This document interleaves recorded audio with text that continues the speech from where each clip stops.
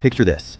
A 13-year-old boy walking 292 miles on foot, sleeping in forests, trading odd jobs for scraps of food for 2 entire years. Today, that same boy's name is stitched inside $5,000 handbags, carried proudly by billionaires in major cities all around the entire world. But the real story of how Louis Vuitton actually became fashion's most relentless empire is going to genuinely shock you. I promise you that. Louis Vuitton was born back in 1821 in the tiny French village of Angers, a place barely worth a dot on any map. 5 straight generations of his family had done the exact same 3 jobs: carpenter, farmer, and milliner. That was simply the ceiling for him. When Louis was only 10 years old, his mother tragically passed away, and his father remarried fairly quickly afterward, changing everything at home. The new stepmother and the boy never really warmed up to each other. Not cruel exactly, just cold. A house that stopped feeling like home. By the time he turned 13, he had already decided he wasn't going to inherit that farm. He picked a direction and simply started walking. Here's the part that most versions of this story tend to conveniently skip past. It actually took him 2 full years just to reach Paris. 2 long, difficult years, sleeping in barns, in church doorways, and out in open fields, wrapped in nothing but a single thin cloak. 2 years stringing together odd jobs with local carpenters and woodcutters, just to eat, trading his own labor for a single meal, over and over, entirely alone. By the time he finally laid eyes on Paris in 1837, at just 16 years old, he had already survived an apprenticeship nobody had ever assigned him. That single instinct, making himself genuinely useful to complete strangers, was about to make this poor farm boy remarkably, unbelievably rich. He was hired on almost immediately as an apprentice to a respected local boxmaker named Monsieur Maréchal, and his new life began. Say the job title out loud, and it sounds like absolutely nothing special. Just the guy who packs your boxes when you move house.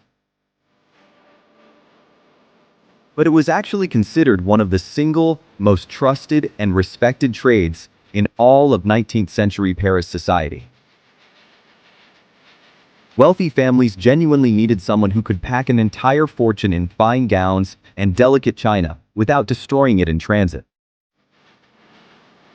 Do that job well enough, and the richest, most powerful households across all of France would depend entirely on you. Louis spent 17 long years mastering it, not chasing fame, but quietly becoming the person the wealthiest families trusted with everything they owned. In 1853, after all those years of quiet work, that growing reputation finally reached the Empress of France herself. Empress Eugenie, wife of Napoleon III, needed someone she could genuinely trust to pack her wardrobe for travel between all her palaces. She chose Louis Vuitton, and almost overnight, every noble family that followed her fashion wanted the very same man that she trusted. By 1854, at 33 years old, Louis finally had exactly everything he needed to open his very own workshop. In 1858, he solved a problem nobody else had ever really bothered to fix. Every single trunk in Europe had a rounded top. Good for shedding rain, sure, but absolutely terrible for stacking, wasting valuable space on every single ship and train across all of Europe.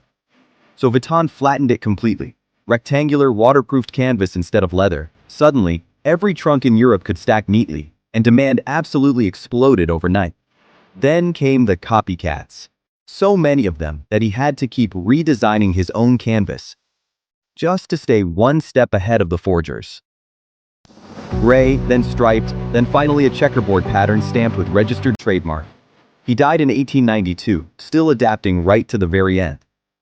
His son George eventually took over the entire business, and in 1896, to finally beat the forgers for good, he designed a pattern of interlocking initials and flowers. That's the exact same symbol that's probably sitting somewhere within 20 feet of you, right at this very moment, wherever you happen to be. But let's go back to that road. Back in 1835, to one particular night. when a 13-year-old boy had absolutely nothing at all. No food, no bed, no one upped on with me. Sir companion minitus. No one at all coming to look for him, and no one back home, even knowing exactly where he had gone. Or Gotham Roman in a sword. He couldn't have known that this same boy's name would one day sit on bags worth more than most people earn in an entire month. He just somehow knew, deep down, that going back home was worse than facing that unknown road stretching out ahead of him. That's the part the label never actually tells you. Just a determined kid who kept walking, because stopping simply wasn't an option for him. Somewhere out there, right now, someone is standing at the very edge of their own long road, uncertain of what comes next. This one is for them.